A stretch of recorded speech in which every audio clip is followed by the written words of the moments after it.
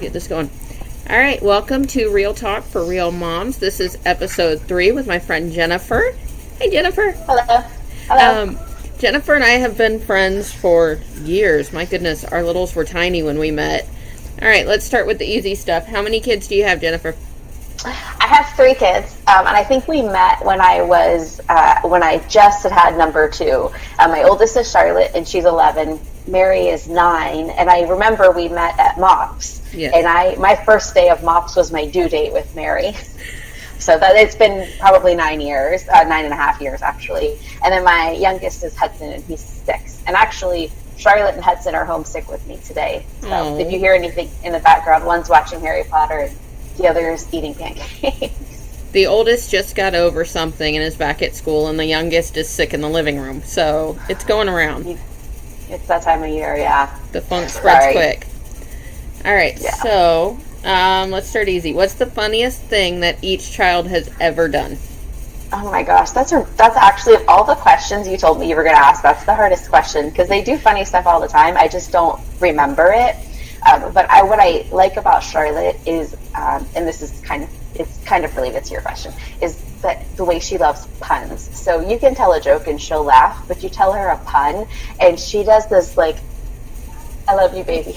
She's listening to me. She does this like super goofy laugh, and you know it's so genuine because nobody would choose to laugh like that. But it's the best ever. And when I can get her to laugh like that with stupid puns. The other day, the best one was, why shouldn't you eat a dictionary?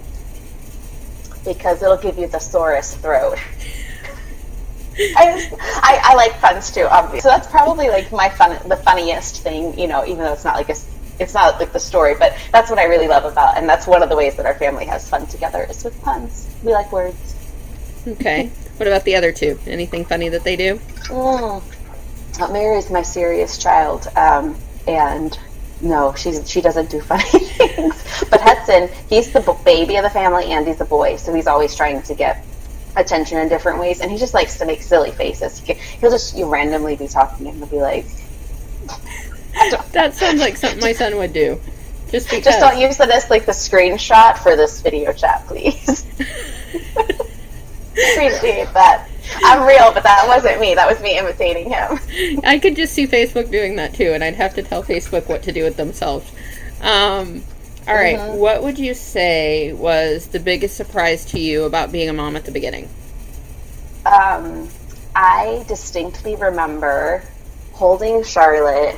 I'd come home from the hospital, and then the weeks before I went back to work, holding her and just singing little lullabies to her, either things I had heard or ones I made up. And I did not realize like how much that would feel like somebody had taken my heart out of my body and let it go around the world or just be in the world. And so not just that as she was a baby, but now, she's in middle school, and I'll be a little sappy, but like when I drop her off in the morning, like it's like a little piece of my heart, like goes and walks down the sidewalk, and it's gone, and I can't protect her from things, and that's the hardest part, is feeling like and it sounds like a cliche, but feel like your heart is walking around outside of your body. That was the thing I didn't expect, that I could love some other human being as much as I loved my children. I had that feeling this morning when I dropped my oldest off at the bus, and I just watched her, because her bus is like right on a hill to a road. And so she runs down the hill right at the bus, and I'm always like, please stop. Please go slow. You're still 2 years old and cute, and I adore you. Like, don't run to the bus. So, and then she just gets on the bus, and the door closes, and I'm like, you're not mine for the next however many hours. I'll see you later. Yeah. Which is great, too. Like, I celebrate that also. I kind of enjoy that. There's a benefit to it, but there's definitely that heart tug of like, wait, you took part of me with you. Now, would you say that there were any big, like, revelation moments or anything with the subsequent children? When you had your second and then when you added in your third, were there any, like, oh, I didn't expect it to be that way kind of things? Well, everything went really smoothly with Charlotte and the pregnancy and after birth. And even when I went back to work, everything went well. I will say with Mary, we had issues with nursing. And that was hard for me because as a mom, that was really important. My nursing relationship with my children was very important for all the reasons that it's important. And that was hampered because I ended up having to pump full time for several months in order to provide nourishment to her the way I wanted to. And then when Hudson was born, he was actually born with a clubfoot, which meant that we were weekly going to the doctor's office in Tampa for appointments. And of all the things that somebody could be born with, clubfoot for us wasn't a big deal.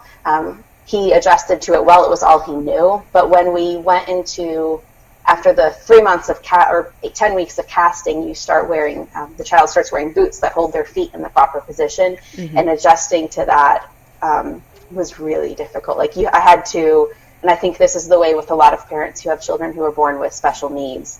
And not that clubfoot is anything as severe as some other needs, but it gave me a glimpse into how life is daily hard in ways that it isn't when you're parenting typical children. And so that was a nice piece of insight. And, I'm obviously thankful that it wasn't worse than it was. But it gave me a glimpse as to see how other parents have to deal with this on a daily basis for decades in some cases. That makes sense. Yeah. All right. If you could change one thing about the culture of mothering, what would it be? Oh my gosh, I would get rid of Pinterest and Instagram. Like, for real. Okay, I'm going to be super real. When I was setting up to do this video with you, I'm guilty of the same thing I'm wanting to get rid of. I wanted to make sure that there was a nice background that wasn't distracting. So, I moved a piece of art, put some flowers right there. But you would know it was really on the on that dresser behind me. Out of baskets and a pool noodle.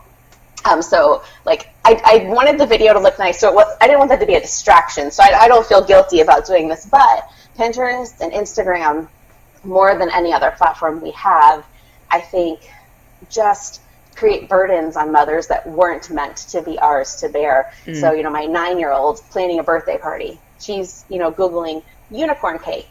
Well, if I'd had a unicorn cake when I was a kid, it would have been a frosted cake with like an upside down sugar cone stuck on top of it, and maybe some sprinkles. That would be it. Nowadays, though, she went to 2 birthday parties this weekend, had unicorn cakes, and they were gorgeous. They were from the bakery, not even a fancy bakery, but just everything gets kicked up a notch with Pinterest and Instagram, and we feel like we have to do that for our kids. And I was like, not that we don't want to give them our best or show them how to be creative or value them in doing fun and good and big and pretty things for them, but like lots of moms just feel like I have to do it. I have to have all these coordinated party favors, and I can't just have a sandwich. I have to have like unicorn food.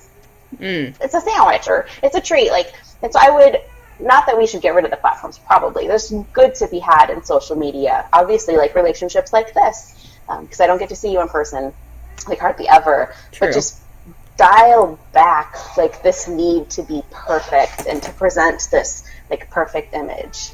That would be what I would want to change about motherhood, and really about womanhood in general, because we put impossible standards on one another. Even if we don't intend to, we feel like we have to live up to those standards. I would agree. I mean, everything, even in the blogging side of things, it's always nail the perfect shot, nail the perfect image, make everything look a certain way. And I almost wish that I could do a behind the scenes for people and show you what my kitchen looks like behind a recipe, because there may be like one spot of my counter that looks gorgeous, but the rest of my counter looks like the apocalypse. Just like that right over there. First thing what's behind me. Exactly. Like, you don't see the dog over here on my bed that has taken over again, and the pile of laundry I haven't finished, and we just kind of box that away. And it's not fair to moms, especially when I had postpartum and I would see all this Pinterest perfection. I was like, man, I suck as a mom. Like, yeah, and what it does, like, it changes what our husbands expect of us too. They see all of this and are like, well, she has 3 kids and their laundry is always folded and not piled up, and like that affects that relationship, not just like your personal, like how you feel about yourself, but also like how our spouses feel about us when they don't think we're living up to like what other people can do. Oh, I would agree with that 100%. It's definitely a difficult trap to overcome, but one that we have to, which is why I've started these, because I want moms to see hey, we're real life. We're piles of stuff and we're a mess and we're not ever going to be perfect. It's not going to happen. What would you say for you is the hardest part about being a mom? um, I am inherently a selfish person, and I want what I want when I want it, how I want it, and I don't want to wait for it. And so for me, as a mom, you really, that you can't do that. You have to often put the needs of your children ahead of your own, which doesn't mean you do that to the point where you're not taking care of yourself. There's a balance, and it's in finding that balance that I find difficult. It's either all in, I'm a martyr, and I've done everything for my children, and I've done nothing for myself, or I tend towards the other way where I just sit on the couch, or I go out and I don't, go grocery shopping. And so they're like, what are we supposed to eat while you're gone? I'm like, I don't know, you figure it out. But balancing. You'll survive. Right. I mean, they will, they're resilient, but that doesn't mean I should continue in my selfishness. But balancing, like, how to provide them everything that they need, that I'm capable of giving, but also taking care of myself and not being overly selfish. I think that's hard for me. Has that, and this isn't on your list, but I'm going to ask it anyway, has that nature been a struggle for you as you've gone into middle school ages? That I like things my way and I want it done in this timing. Has it been harder as she's kind of gotten to that age where she's asserting who she is as a person? My oldest is my easiest going kid. Like, she'll pretty much, go along to get along. And if things don't work out, she's usually she can see the logic in it and understand, it wasn't because we didn't try. So that hasn't really been an issue with her. I think it was more an issue last year when I had my campaign. And in that campaign, I had to put other people in front of my family. Because if I didn't do that, then people wouldn't know who I was and they couldn't vote for me. So that was harder for me to balance in that season than it is right now. I know it will be, like you suggest, though, when my second daughter gets to middle school, because she's already much more entrenched in who she is as a person. Is she more strong-willed like my first? More, I know which way I'm going and how I'm going to get there, and watch out. And yes. She's one of those where if you say, we're going to go to do this thing on this day, but you get rained out, she'll say, you lied to me. Well, no, I didn't, but I didn't account for the fact that it was going to be a thunderstorm. So she just has very strong feelings and opinions about things. Yeah, and it's they are all wired differently, aren't they? Because my son's my daughter's opposite completely. All right, let's see. On the other end of things, what's been the biggest help for you as a mom? Teaching my children how to do their own chores. For real. Laundry. I don't like doing laundry. All three of my children, to varying degrees based on their age and ability, do their own laundry. Charlotte and Mary, they take care of it all themselves. I do remind them to do it usually. And Hudson, I still work with him because he's 6 and we have a top loader, so he can't get in or out of the washing machine on his own. Yeah. But that's been my biggest help, is teaching my kids how to take care of themselves. Teaching Charlotte and now Mary how to make scrambled eggs at the stove, unsupervised. I can trust both of them to do that. So teaching them to do for themselves. That basic independence, so that you don't have to be all the things. Oh yeah, there is one other thing I thought. The other biggest help was other moms. I said earlier, we met at MOPS, and forming friendships with other moms who had kids in the same age range. That was the other biggest help that came from outside of my family, because they know, they understand. And finding moms who love your kids the way you love your kids that's the big idea, big help, as opposed to the practical teach them how to do chores kind of big help. Well, and I can delete this later if you want, but I'm going to kind of call this out. I know that for you, when it comes to connecting with moms, your youngest used to have a bit of a speech thing. And you used to post and make us all guess, what is he saying? But it was a fun connection moment in the middle of all of it. And I think that having moms who will connect with you on that level is valuable too. Absolutely. And actually, I just had one of my Facebook memories today of those little videos where he would just say something. And I love the memory too, but watching the interaction. And I have friends to this day who will mention those videos regularly about, it was just fun to see, like, having a speech delay is not the end of the world. It's fixable for the vast majority of children with the right therapy, which we got for him. But it's also frustrating, and kind of let people see a little bit like, oh, I can see your kid wants something and you have no idea what they want. It's very frustrating. So it was both things. It helped draw people into the reality of our life, but also did like kind of poke fun at it. And not him. Would never poke fun at him. No, I understood. It wasn't. It never came across as poking fun, though. It always came across as, "Hey, y'all, listen, this kid, help me understand what he's saying."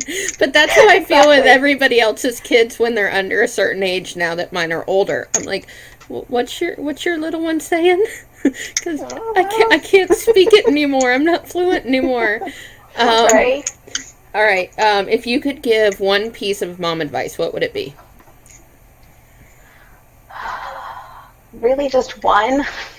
Okay. You can give three. No, this isn't advice because I already mentioned it, but finding the other moms, that part still stands. I won't talk about that anymore. But cut yourself some slack. Like, relax. I am a type A personality. I want things a certain way often. If you're familiar with MBTI, I'm an ESTJ, which is kind of a want to be in charge, going to get the details taken care of. And for me, at least as a mom, let go. You know, it's okay. I have dishes that haven't been washed yet from dinner last night. I mean, the dishwasher's run, but I haven't scrubbed the pots yet. Like, it's okay if a pot sits overnight. Now, if it gets to the point where you can't cook and you can't take care of your family, you should think, is something bigger going on here? Am I dealing with postpartum depression? Or am I just dealing with depression? You know, my youngest is 6. I don't think we can call it postpartum anymore. You know, am I dealing with something, or, you know, or it's just okay if the dishes sit there. Like, lowering your standards, not to the point that you're unhealthy or you're not taking care of yourself or your family, but lowering them a little bit, especially when they're little. Like, when you have a baby, I know this is hard. I have 3 kids, so sleep when they sleep is harder to do with kid number 2 and kid number 3. But just relax. Just give yourself way more grace, because the world will give you more grace than you think they will if your world is filled with good people. You know, don't post it on Pinterest, okay? That's not where you're going to get grace. That's where you're going to feel the burden of being perfect mom. But just relax. Just relax into it. Your children will only be young ones. And enjoy it. Just enjoy it. And I'm not trying to be that person who's like, oh, you'll miss those days. No, you're not going to miss being spit up on and getting poop on your clothes from a blowout. Like, you're not going to miss that. Nobody misses that. So I'm not trying to be that kind of sentimental person, because that always annoyed me. But just relax your standards a little bit so that you are spending your time with your kids, not keeping your house clean, or, you know, for me, going and spending time with other people. Like, find that balance. Yeah, just try to find that balance. That's pretty much it. And it's not easy to do. And, you know, I would say it probably took me until my youngest was 2 or 3 to do that. And I hope other moms can find it sooner. It's really, I feel bad giving the advice, because it's hard to, like, the how to do this is a whole series of conversations and blog posts and videos. But I think that the way that I think that I came to understand it as mine are older now. I think it's less of a you're gonna miss this, and more of a I wish I could go back now, tell myself to go take a nap and hold my babies for a little while. Like, you're gonna miss the sweet moments. You're not going to miss the asthma attacks in the hospital and the knowing how well to use a sat monitor. Like, you're not going to miss that, but you're going to miss those moments that you might be too busy trying to be perfect to see. And I think that's kind of where it hit for me. Now that mine are, because my youngest is 9, I'm halfway to adulthood here. And, like, when that hit me, That hit me, and I ugly cried for like 3 days. I'm not even gonna lie, because I was like, oh my gosh, it's almost over. But Yeah. you know, it matters, and when you get past, I like the way Crystal said it in the first episode that I did. She said it's all stages. So all of parenthood is just one stage leading into the next, and some may be more difficult than others. Some are going to be easier than others, but each has their value that you take from it. And she's saying just take that value as you go. But, all right, so one of the things I normally like to do at the end of these episodes is kind of give you a spot to talk a little bit about what you're passionate about. That doesn't have to be your blog. That can be wherever you kind of have a passion. Because I know not everybody has a hustle. So where's your passion at, Jennifer? I used to have a blog, and it was a pretty good blog, a pretty big blog. And then I had kids. Like, I got into my third pregnancy. I was like, I can't do this anymore. But I have spent the last 4-ish years being what I call a public education advocate. And that started, I used to be a teacher. When Charlotte was born, I was teaching. And it started back then when I realized the way we use testing in our schools punishes students and teachers. Just straight out. The way we use standardized testing. Not test the teachers, right, to assess what they've been, but standardized testing, particularly here in Florida, because I know your audience isn't all Floridians. But we have a model in Florida that, you know, we call test and punish. And I started speaking out against that test and punish model through a movement called Opt Out. So I help parents understand how they can opt out their child from our Florida standardized assessments. And there's a little bit of controversy in that. And that's okay. I don't mind controversy. I don't mind standing up for what is right. So advocating for public education is my hobby, my side passion, the thing that I do in my spare time when I'm not being a mom. But it's also part of being a mom and teaching my girls and Hudson to advocate for what is right and to not being scared to step aside from that. And that I have a Facebook page, Jennifer Sabin Advocate, and hopefully you'll link it for everybody to follow. And that's really what my passion has been over the last few years, is helping parents understand that they can have more control over their kids' education. They don't have to subject their kids to these tests. And teachers, while there are some legal issues with how they can speak about it, but we want what's best for our teachers. And evaluating teachers based on 3 hours of testing in the middle of the school year is not effective for teachers, and it hurts their job. And it hurts the educational process, because everything is geared towards preparing students for this test, not preparing students for life. And so that's kind of where my passion has been, advocating for public education. And would you say on that Facebook page, people who aren't from Florida would still be able to pull value and still be able to pull information that would benefit to their area? Absolutely, and a couple of reasons why. One is lots of states have followed Florida's lead in starting with the standardized testing. So there's that. 2, I like to post and provide insight into what it's like as a teacher. 3, I also like to just encourage people to speak up or to recognize the value that teachers bring to society, because too often we don't appreciate the value that they bring to society. And, you know, I don't want to get all political here, but there's a common belief among some people that teachers are just trying to create a socialist nation. If you go down to your local elementary school, the vast majority of those teachers want their kids to learn how to read on grade level, tie their shoes, and be nice on the playground. That's it. That's what those teachers want. You go to the high school level, they want their students to be productive citizens. They want them to know how to think. They're not, I mean, maybe there's an outlier here or there who's like trying to push an agenda, but for the most part, teachers aren't pushing agendas. They are in this because they just want to see kids grow and be better versions of themselves. And so just creating a platform where we can recognize the contribution that teachers bring. And so I think even if you're not in Florida, my page can either help you in any advocacy you might have wherever you are, or in just understanding more from the teacher's perspective what it's like. Okay. Well, thank you for taking time to talk to us, Jennifer. You have a good one. Absolutely. Thank you, Megan. Bye. Bye.